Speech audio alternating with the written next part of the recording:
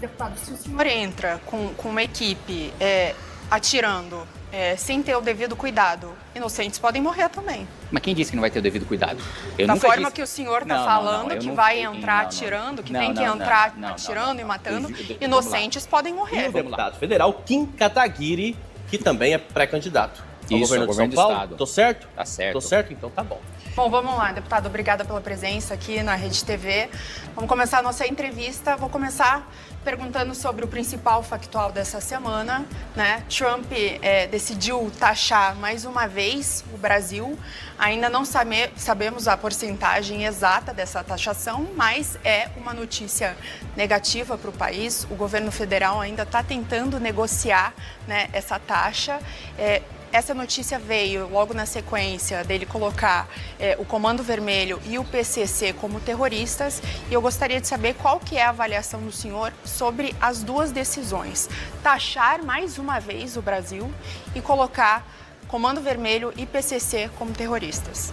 Bom, acho que primeiro é importante ressaltar que, diferente do que o governo Lula diz, uma decisão não tem nada a ver com a outra, né? Primeiro, você considerar que PCC e Comandos Vermelhos são organizações terroristas era uma coisa que o próprio Brasil já deveria ter feito, que os Estados Unidos têm todo o direito de fazer, porque toda nação tem o direito de declarar que organizações são terroristas. O Hezbollah, ele não é brasileiro e nós temos toda a capacidade de considerá-lo uma organização terrorista sem violar a soberania de países árabes, da mesma maneira que os Estados Unidos têm o direito de fazer isso.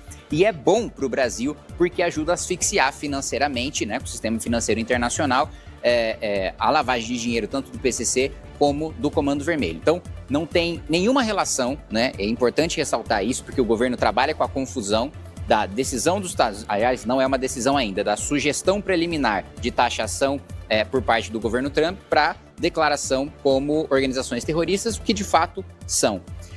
Sobre a taxação, obviamente, é péssimo, né, para o Brasil, e acho que, fazendo uma análise política, é um presente que o Trump dá para o Lula. Porque o governo Lula está cheio de problemas internos, né? Ele está desesperado para aumentar sua popularidade.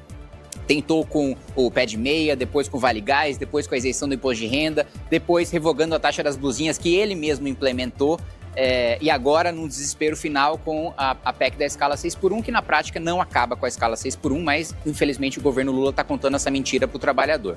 Então, esse momento ruim que o governo Lula vive domesticamente faz com que as atenções sejam desviadas para o embate com o Trump, com essa taxação, ainda mais com justificativas, na minha avaliação, esdrúxulas utilizadas pelo governo Trump, como, por exemplo, de que a gente não estaria concedendo a concorrência o suficiente para os meios de pagamento dos Estados Unidos. É amplamente conhecido, né, a atuação desses meios de pagamento do Brasil. Agora, não dá para a gente desprestigiar ou colocar alguma desvantagem deliberada no Pix, que de fato é um sistema muito superior ao que se tem em países desenvolvidos. Uma das poucas coisas que o Brasil tem para ensinar para países desenvolvidos, que é um sistema fácil, rápido, seguro, gratuito e que não vai mudar. Não tem pressão de Trump, não tem pressão de China, não tem pressão de nenhum país desenvolvido que vá a gente mudar o nosso meio de pagamento. Então, acho isso péssimo para a economia do Brasil.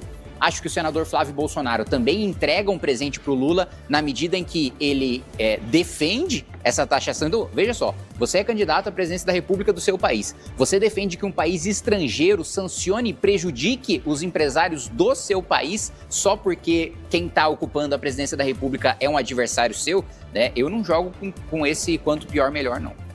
Deputado, você defende liberdade de expressão sem limites? Vou contextualizar.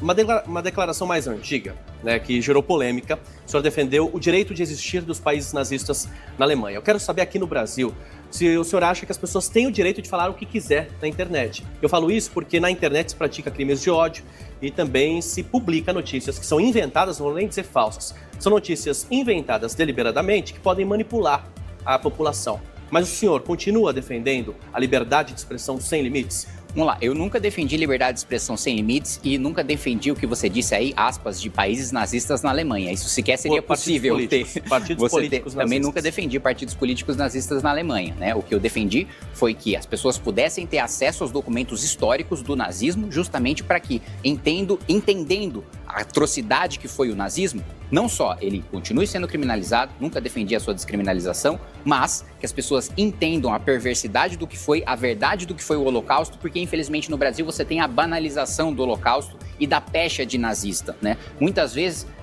e você vê isso principalmente por parte da esquerda, quando você diverge, né, das políticas públicas de esquerda, você é taxado de fascista e de nazista. Isso diminui o peso histórico do que foi o nazismo, do que foi o Holocausto, porque não existe paralelo de uma divergência política dentro do âmbito democrático do Brasil de você colocar a pecha de que uma pessoa defende um genocídio industrial em massa sem paralelo na história, tá?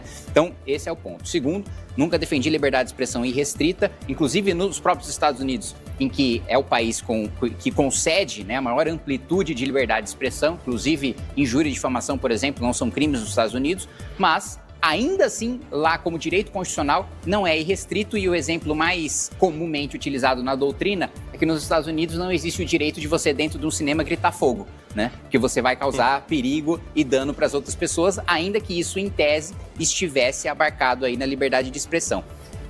Aqui no Brasil, e eu defendo uma doutrina que é mais compatível com o nosso ordenamento jurídico, que vem do direito romano, do direito alemão, que é você ser responsabilizado pelo dano que você causa quando você acusa, por exemplo, injustamente uma pessoa de crime, né? Quando você imputa falsamente uma conduta criminosa, se eu falo que uma pessoa roubou e não provo, estuprou, matou e não provo, eu tenho que ser responsabilizado por isso, né?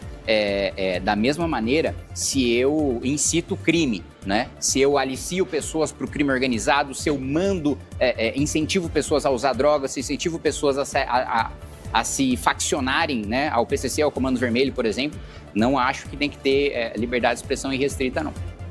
Deixa eu aproveitar, voltando um pouquinho então na questão das facções, das organizações criminosas, na avaliação do senhor, como que fica a soberania nacional? Não corre um risco com essa decisão dos Estados Unidos? Não.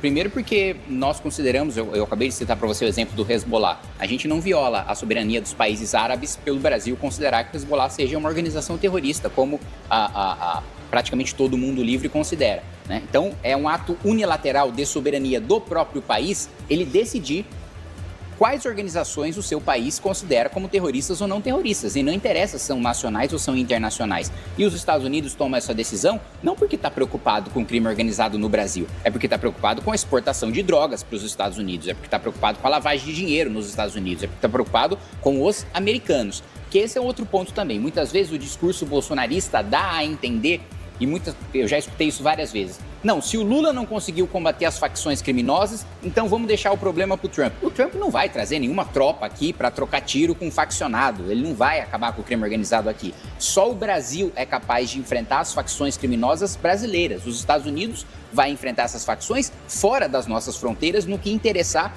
para os Estados Unidos. Não existe nenhum risco em relação à soberania, mesmo porque os Estados Unidos já invadiram países que ele não considerava que tinha organizações terroristas. Então, se o Trump quiser invadir um país, ele tem o poder bélico para isso, ele não precisa declarar nenhuma organização terrorista, ele vai lá e invade, como ele já demonstrou que pode fazer, né, assim como outros países desenvolvidos que têm capacidade bélica para isso, podem fazer também. Infelizmente, o Brasil, apesar desse discurso de soberania que o governo Lula faz, recentemente teve uma entrevista do ministro da Defesa dizendo, aspas, não temos defesa. Ou seja, se o ministro da Defesa diz que a gente não tem defesa, nós não temos soberania. Nós não mandamos nosso próprio território. 40 milhões de brasileiros estão sob o domínio de territórios dominados pelo crime organizado, né? Ao mesmo tempo, se qualquer país quiser invadir o Brasil, qualquer país desenvolvido ou qualquer país que tenha forças armadas minimamente financiadas e estruturadas, eles vão invadir. Nós não temos soberania porque nós não temos como nos defender. Deputado, qual que é a sua opinião sobre a anistia aos condenados do 8 de janeiro?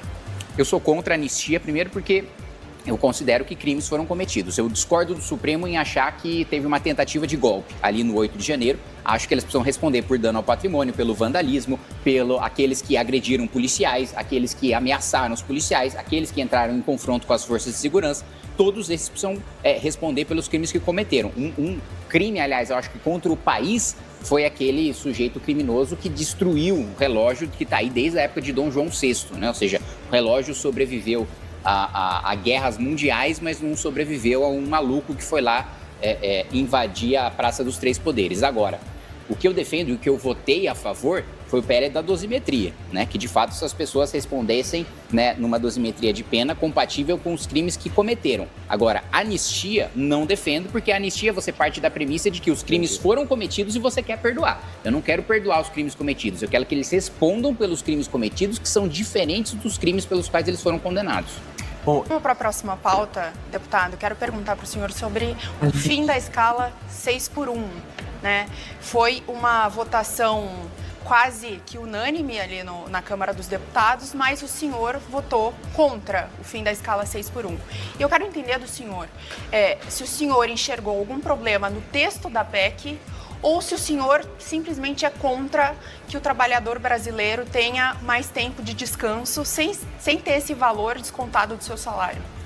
Até para corrigir, né, eu não votei contra o fim da escala 6x1, eu votei contra a PEC, que promete falsamente acabar com a escala 6x1. É óbvio que ninguém defende que o trabalhador seja obrigado, né, a ser esfolado e trabalhar 6 dias na semana sem ter o tempo para estudar, para descansar, para estar com a sua família, para cuidar dos seus filhos. Agora, o que eu não fiz, né, e modéstia à parte, corajosamente, porque a maioria dos deputados foram covardes, inclusive muitos, aliás, a maioria que eu conheço que votaram a favor, não acreditam na PEC.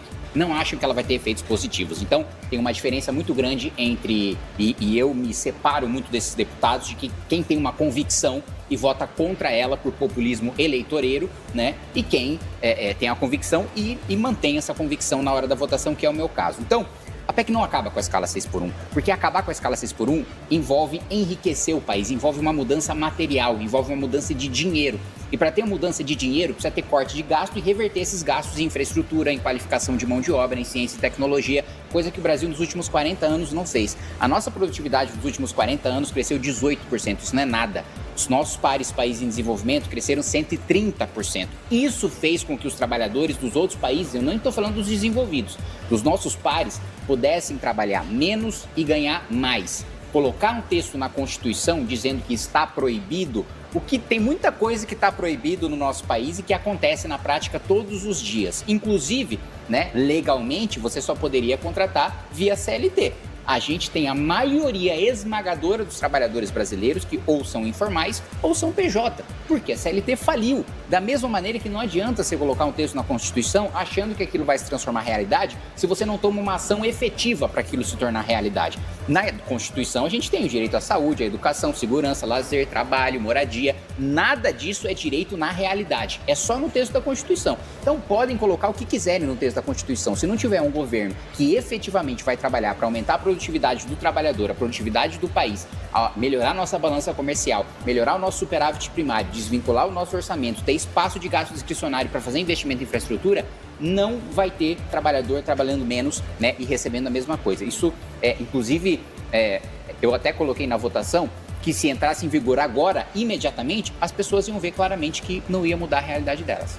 Vamos seguir. Deputado, entrando então um pouquinho na candidatura do Renan Santos à presidência da República. Essa semana saiu uma pesquisa Real Time Big Data que mostra ele como o principal nome da terceira via. Porém, o maior eleitorado dele é o público rico, elitizado do país. Como que vocês pretendem conquistar a outra parte do eleitorado, o público pobre, a baixa renda, que é a maior parte do eleitorado do Brasil? Ou seja, vocês conversam só com um nicho. Como vocês pretendem dialogar com o restante do país e ser conhecido no restante do país? Quero levantar 2 pontos. O principal recorte do nosso eleitorado não é de renda. O principal recorte é de idade. Os jovens, pobres e ricos, em regra, estão com o Partido Missão, estão com a pré-candidatura do Renan Santos, né? Entre 16 e 24 anos, nós estamos em primeiro lugar, com o Renan tendo mais de 80% de desconhecimento. Primeiro lugar em todas as faixas de renda. Então, o primeiro ponto, o recorte do nosso partido inicial é geracional. Nós somos o primeiro partido que dialoga e representa a geração Z, em sua maioria. Depois, eu vou discordar do critério que você utiliza para chamar de rico, porque para mim, quem recebe de 2 a 5 salários mínimos e de 5 a 10 salários mínimos, não é nenhum milionário, não é nenhum rico. Como quando as pessoas escutam a palavra rico, é diferente do critério do IBGE. Para o IBGE, né, uma pessoa que ganha 5 salários mínimos é rico porque a gente está num país miserável, né? Mas quando na realidade 5 salários mínimos, um gerente de McDonald's nos Estados Unidos recebe mais do que isso, né? Mas quando a gente vê os critérios da população em geral... Só uma correção, que é o dado da pesquisa que eu trouxe aqui, não é a minha opinião sobre... Não, perfeito. Mas o dado da pesquisa Real Time Big Data que saiu essa semana. É por isso que eu estou explicando, porque esse critério de rico é utilizado pelo IBGE, né? Que você está utilizando como jornalista e todos os jornalistas utilizam esse critério. Mas só para explicar, porque quando a pessoa escuta rico, parece que nós temos um grande apoio entre milionários e se a gente tivesse, não era nem 1% da pesquisa que a gente não tem essa quantidade de milionário no Brasil. Então, o primeiro recorte é geracional. Segundo, é natural que a gente tenha mais acesso e mais conhecimento, né, nas camadas mais pobres da população, quando o Renan estiver nos debates da TV. Inclusive, espero que tenha um debate na Rede TV e que ele esteja presente, porque vai alcançar o grande público. Ele nunca disputou uma eleição, nunca teve acesso à televisão. O principal problema dele é o desconhecimento, porque quem conhece, vota, né? O Renan é aquele que tem o maior nível, né, de conhecimento, de voto por conhecimento dentre todos os candidatos, de longe, de longe. Ele é o que tem o maior teto, ou seja, ele tem a menor rejeição e ele tem um piso forte já, mesmo com um nível de desconhecimento muito grande. Então, a nossa principal missão é tornar o Renan conhecido, porque, em regra, quem ouve entende que ele é superior aos outros pré-candidatos. Agora, deputado, o pré-candidato do Missão, que é o Renan Santos, que é o seu pré-candidato à presidência da República, ele pode até ser desconhecido, né, da grande parte da população, mas ele é conhecido do noticiário por algumas denúncias, entre elas tráfico de influência, lavagem de dinheiro e também é suspeito de gerir mal as empresas que ele tem posse, que ele é dono, porque ele quebrou algumas empresas. Primeiro, eu queria saber se o senhor põe a mão no fogo, porque a partir do momento que ele ficar conhecido, denúncias até desconhecidas podem virar conhecidas. Quero saber se o senhor põe a mão no fogo e se ele que quebrou empresas privadas tem capacidade de gerir um país. Primeiro, não existe nenhuma denúncia contra Renan Santos e ele nunca quebrou nenhuma empresa. É preciso aqui estabelecer a verdade. Houve uma denúncia de que contra o MBL, não, de maneira geral. Denúncia existe, não houve condenação ainda. Não, acabou. Não tem processo, não tem denúncia, já foi absolvido em todas as instâncias. Então a denúncia não existe. A partir do momento que tem a absolvição, tem o trânsito em julgado, a denúncia deixa de existir, né? Ela existe enquanto o juiz ainda não analisa a resposta da acusação e não tornou o sujeito réu, né? Então, dentro do nosso processo jurídico, formalmente não existe denúncia.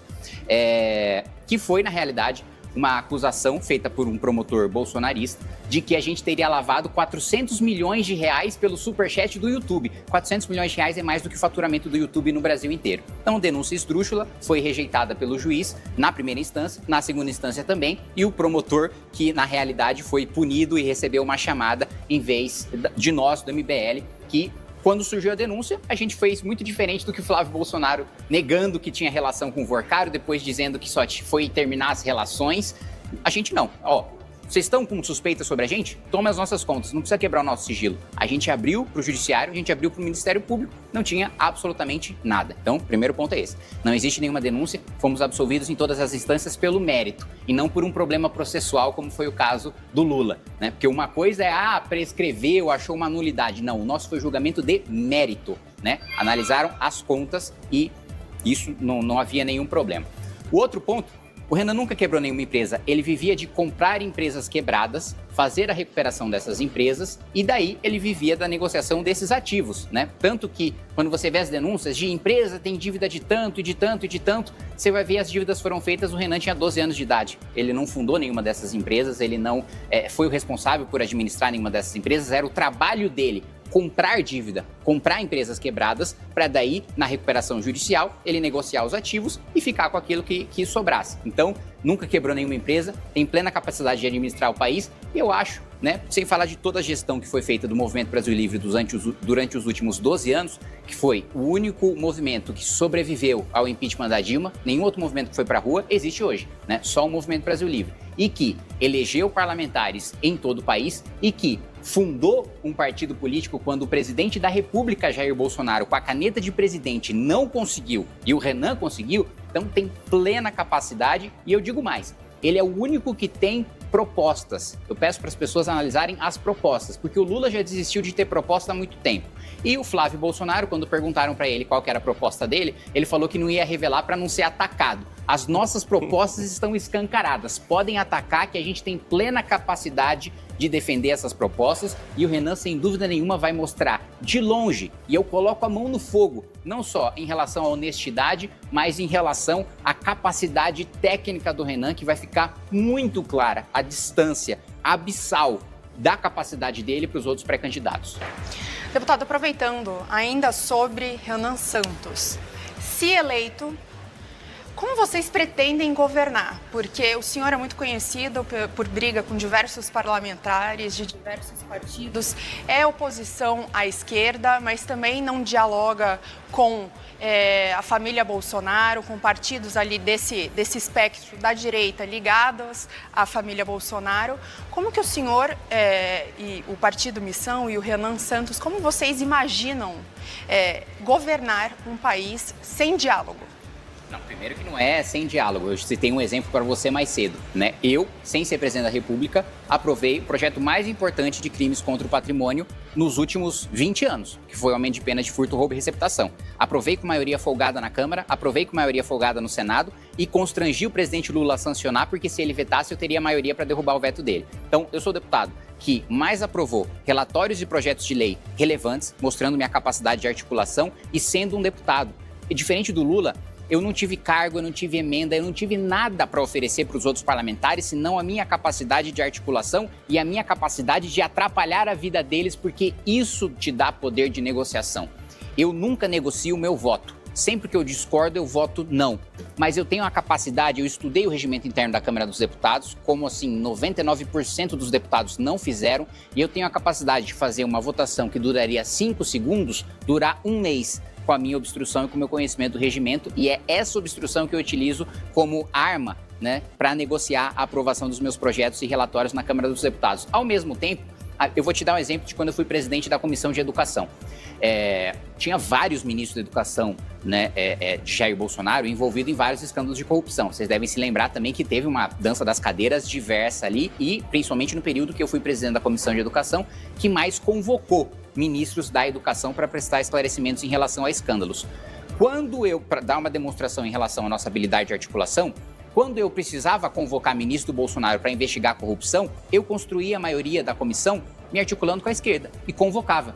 Quando eu precisava aprovar projetos de meritocracia no âmbito da educação, que eu acredito, eu me articulava com a direita e aprovava. Então, com o mesmo plenário, com o mesmo número de deputados, eu conseguia construir maioria contra a direita ou contra a esquerda, dependendo daquilo que eu queria aprovar. Então, essa habilidade nossa já está atestada pelo meu mandato, por outros mandatos que nós temos no Movimento Brasil Livre ao redor do país. Com a caneta de presidente da República, o nosso poder se multiplica à milésima potência. Então, não existe, nós somos duros, nós somos incisivos, a gente faz um enfrentamento muito forte. Agora, isso não significa que a gente não tem capacidade de articulação. É um poder multiplicado à milésima potência na mão de uma figura, não é perigoso?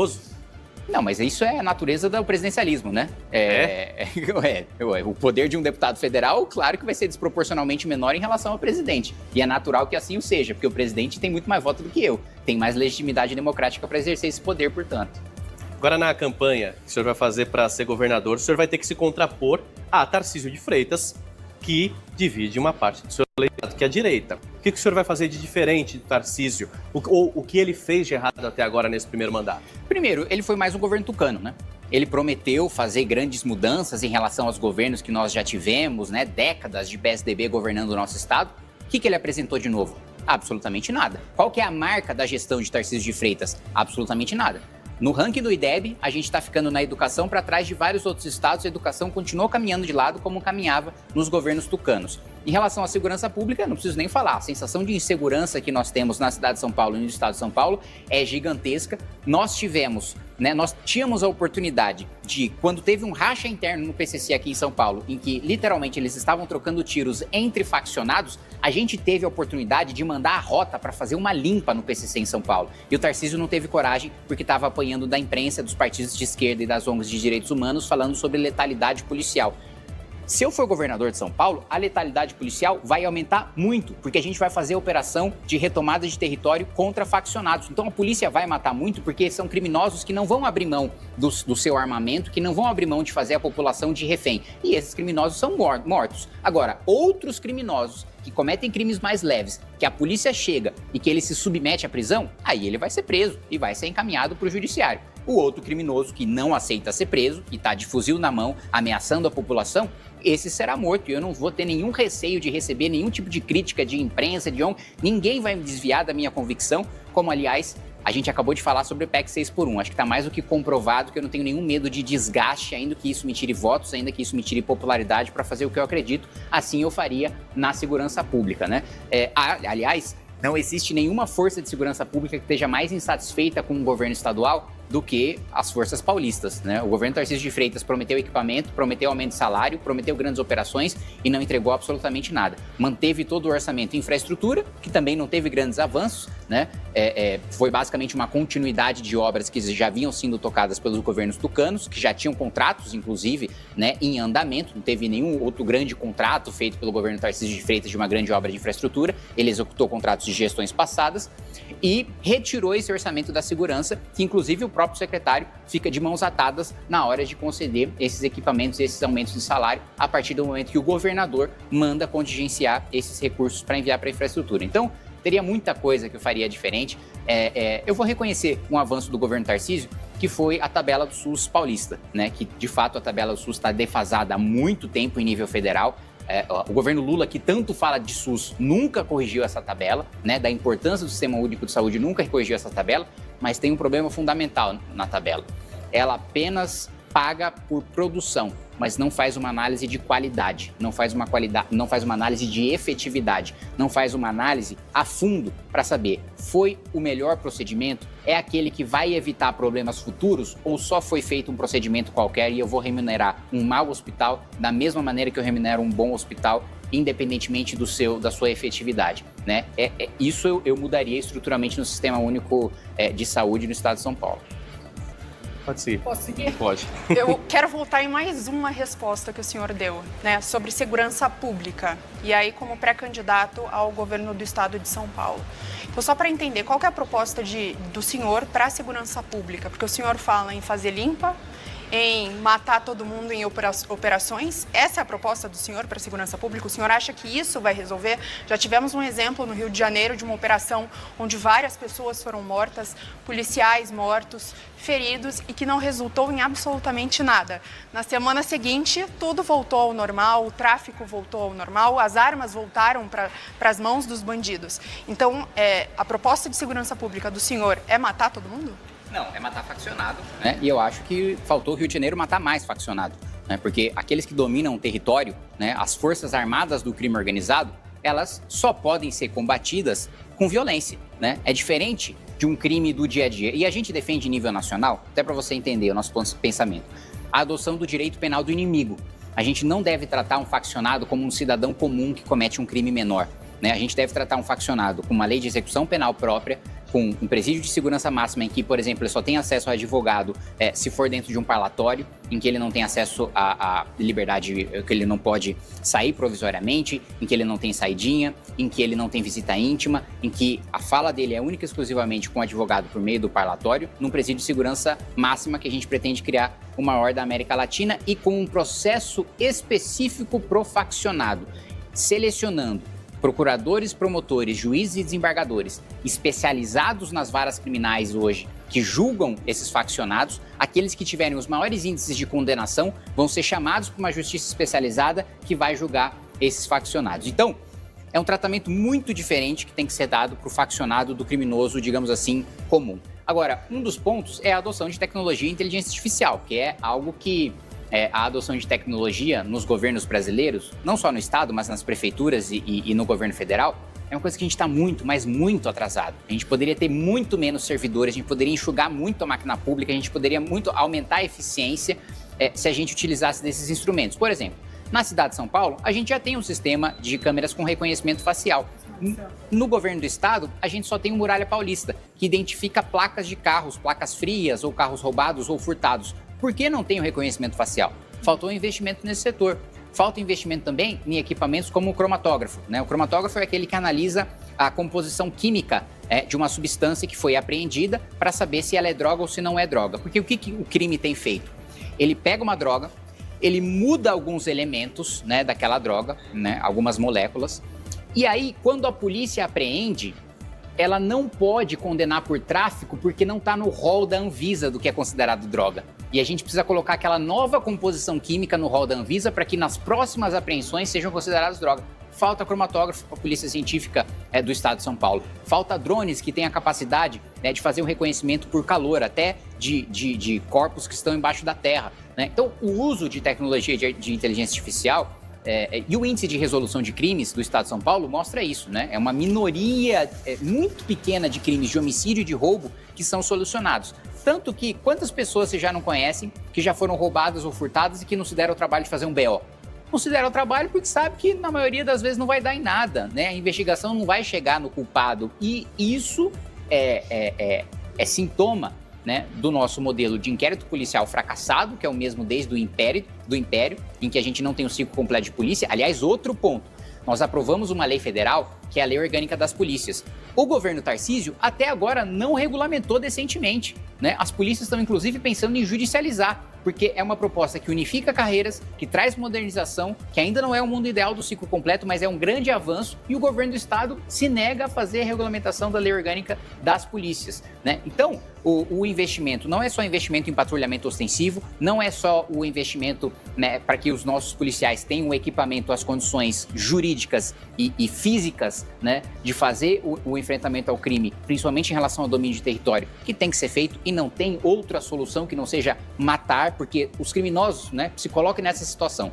Existe um domínio de território, você está lá na favela do Moinho, por exemplo, né? Hoje esse problema não existe mais, mas vamos pegar esse exemplo porque é um exemplo que fica muito na minha cabeça, porque o Lula pediu para o ministro negociar com o PCC para ele poder entrar na favela do Moinho. Para mim é um absurdo. O presidente da República pisa onde quiser. Todo território é um território que o presidente da República tem que ter poder de pisar sem negociar com criminoso nenhum. Mas chega a polícia na favela do Moinho, controlado pelo PCC. Ele vai ser recebido na bala, né? Não existe nenhuma possibilidade de nenhum faccionado se render, aceitar ser preso, né? Ou ele mata ou ele morre, né? E se for para escolher entre a vida do criminoso e a vida do policial, obviamente eu vou escolher a vida do policial. Então, em relação a essas operações, o programa, evidentemente, é muito mais complexo do que matar tudo. Agora, quando tem faccionado dominando o território, a única solução é matá-lo. Mas, deputado, se o senhor entra com uma equipe atirando sem ter o devido cuidado, inocentes podem morrer também. Mas quem disse que não vai ter o devido cuidado? Da forma que o senhor está falando, que vai entrar atirando, que tem que entrar atirando e matando, inocentes podem morrer. Vamos lá. Se tem um faccionado com um fuzil, eu não vou falar para minha polícia esperar ser alvejada para atirar nesse faccionado com um fuzil. É óbvio que as nossas polícias são muito bem treinadas. A Rota é a polícia de elite mais bem treinada do país, né? Geralmente, quando você tem troca de tiros que matam inocentes, esses tiros partem dos traficantes que não têm o treinamento que os policiais têm, né? Óbvio que todo cuidado vai ser tomado, né? Não estou falando para nenhum policial chegar lá com uma submetralhadora e atirar o Léo, colocando em risco a vida dos cidadãos. Não, ele vai mirar com a precisão que ele teve no treinamento dele, óbvio. E os membros do PCC que, por exemplo, usam gravata? Qual que é a orientação para as forças de segurança? Atirar neles também? Bom, se eles resistirem, né, a nossa orientação é o seguinte: o criminoso que não aceitar ser preso tem que ser morto. Se o sujeito de terno e gravata falar não vou ser preso, atira. Isso aí não tem negociação, não interessa qual é a classe do criminoso. Se é faccionado, a gente defende a adoção do direito penal do inimigo para o faccionado. Não interessa se é o faccionado rico, se é o faccionado pobre, se é o faccionado que faz parte do exército ou da divisão das gravatas. Se você chega num banco na Faria Lima, né, com a polícia com um fuzil na mão, aponta para o engravatado e ele não aceita ser preso, ele vai ser morto, né? Se ele vai resistir, se ele vai sacar uma arma, então não há o que se fazer. Deputado, segurança pública, o senhor avalia que é o principal problema do Estado? Eu acho que é um dos principais problemas, mas o que me entristece é ver que o Estado de São Paulo, primeiro que ele caminha sozinho independentemente de governo, porque é o Estado mais produtivo do país, mas ele poderia ser muito mais do que ele é hoje, né? Você vê uma quantidade abissal de dinheiro sendo jogado no lixo, e essa é uma das críticas também que eu tenho ao governo Tarcísio, um super salário de juiz, de promotor e daqueles que trabalham nas carreiras jurídicas do Poder Executivo, né? O governo Tarcísio sempre fez a sua base votar a favor desses privilégios. Ele nunca falou contra, ele sempre fez votações secretas, né, rapidamente dentro da Assembleia e nunca fez nenhum enfrentamento. Eu farei questão de fazer um enfrentamento a qualquer corporação que queira receber o dinheiro do pagador de impostos que é o dinheiro do mais pobre, porque a nossa tributação é concentrada no consumo, né? Então, proporcionalmente, o mais pobre paga mais imposto no Brasil. Eu me nego a mandar mais um centavo sequer desse trabalhador para quem já recebe 46 mil reais, né? Então, eu tenho uma frustração muito grande de saber que o nosso Estado não precisaria só ser o mais rico do país, ele poderia ser um dos mais ricos do mundo. E esse potencial nunca foi explorado. Bom, deputado, para a gente encerrar, uma pergunta. Eu sei que ainda está muito cedo, ainda estamos na pré-campanha, mas se o senhor for eleito, qual é a primeira medida, de forma objetiva, que o senhor vai tomar à frente do governo do Estado de São Paulo? A primeira medida é colocar uma rota para retomar cada centímetro de território que estiver dominado pelo primeiro comando da capital. Essa é a primeira medida. Tem uma grande operação e, aliás, em o Renan sendo presidente, eu faço questão de convidá-lo e estar comigo junto com as forças, com a Ronda Ostensiva Tobias de Aguiar para promover, né, essa grande operação de retomada de todos, porque aqui é um problema mais simples do que o Rio de Janeiro, né? Para você, no primeiro mês de governo, não tem nenhum centímetro de território dominado pelo primeiro comando da capital por qualquer outra facção criminosa.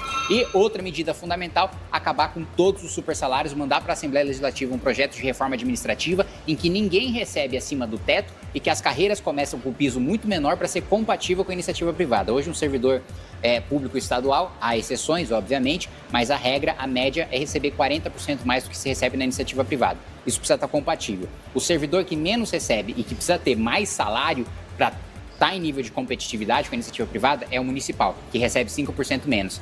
As únicas carreiras, né, que, em regra, óbvio, há exceções em todos os níveis, mas que tem um nível salarial abaixo do na iniciativa privada é o municipal. O Estado tem mais, o federal nem se fala, praticamente o dobro.